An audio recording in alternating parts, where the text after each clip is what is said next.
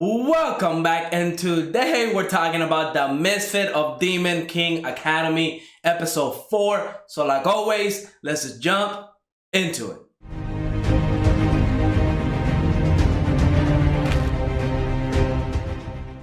So every week when the Misfit of Demon King Academy airs, I always wonder, is this episode going to be better than the last? Because episode 1 was really good. I loved episode 1. Episode 2 somehow even made it better. Episode 2 was insane good. Episode 3 kind of slowed everything down to give us more backstory with Sasha and Misha and the betrayal and stuff like that. But then this episode, we got even more deeper into those flashbacks, into those stories from those characters.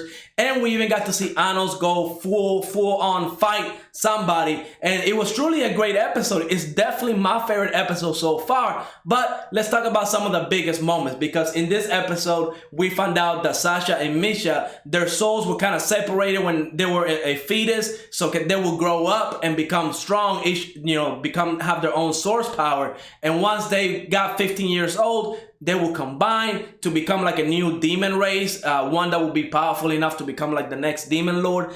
And it's a really sad story because we see that Misha's fate has been sealed. It's going to happen. Nothing can really stop it. Even Sasha, which we thought, from last episode that she betrayed them and she's like an evil character, 100%. Really what she was trying to do was make Misha hate her. So when the time came 15 years later, she created her own magic, her own circle, in order to give her soul back to Misha so Misha will survive. So, Sasha does care about Misha quite a lot if she was willing to sacrifice her life in order to save Misha. So she was just, pulling that act so that Misha would hate her and that magic would work, because the only way it would work was if Misha would reject Sasha, and that's the only way their souls would combine into Misha. So yeah, I do have more respect for Sasha now because she was definitely trying to take one for the team. But of course, our main character, Anos, was having none of it. He said like, no, you ain't gonna sacrifice for nobody. I'm gonna send you back in time so your souls right now, your magic souls, will combine with the ones from 15 years ago, and you both are going to be good. So when he opens that portal to go back in time, I love how Anos tells the god of time, hey, I'm just trying to send this demon back real quick. It's all good. Just look the other way. And of course, I'm guessing that the god of time ain't having it either. He's like, yo, you can't mess with time. Like, you got to take a chill pill.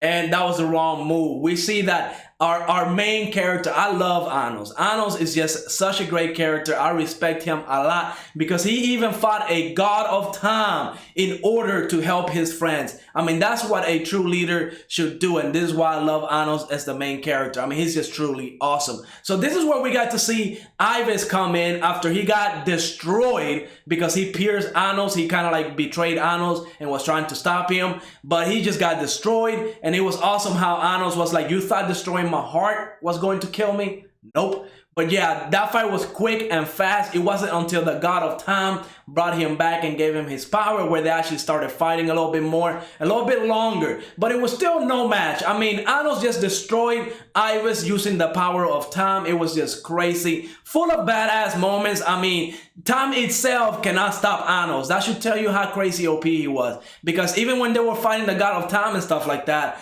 Anos did not seem to be struggling at all. I mean, not even time could stop him. He was walking whenever Ivis stopped time itself.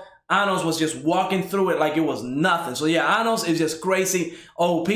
Now, of course, he's successful. They were able to link those souls back together. So now Sasha and Misha are, they're going to be safe. They're going to live past the 15-year mark. They're not going to combine. Misha's not going to go away. So I'm glad because I love Misha as a character. I mean, even though Sasha was mistreating her for so long in order for her magic to work, Misha never, hated her. She was always trying to make her dream be friends with her and stuff like that. And it's finally coming. So I will say, right, that now that Anos, fulfilled that dream, I love how he's like, if you follow me, all your dreams, everything that you believe in will become true. I will help you, make your dreams come true. You just got to believe in me. You just, I'm the king. You just believe in me and I got you. So again, a great leader. But this leads me to believe, right? Because since we know that Anos kind of died 2,000 years ago in order to stop that big war. In the case of a war, usually you know, if Anos is this powerful, he could have ended the war in an instant.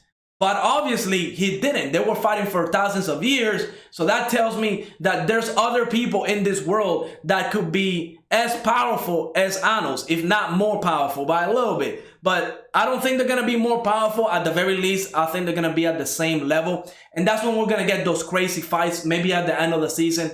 Because if the hero from, 2,000 years ago was able to hold a war against the demons, including Anos, because if Anos is this protective of his comrades, I'm pretty sure Anos was in the front lines during that war. And if he was, if that's actually a fact, that means that he was fighting other people that could stop him enough to where he couldn't just annihilate the whole war zone and win the war automatically. So yeah, hopefully we get somebody strong enough to fight Anos, because I would love to see Anos go 100% full power. I mean, bring the strongest magic there is, and somebody being able to stop it and send the same amount of force back, because that's probably going to be a great fight. Because in this fight against Ivis, which is like the biggest major fight that we got, the animation was pretty cool. It wasn't anything great, but it was pretty cool. It was definitely better than some other animes that try to do fights. I mean, GB8, for example, that's complete trash.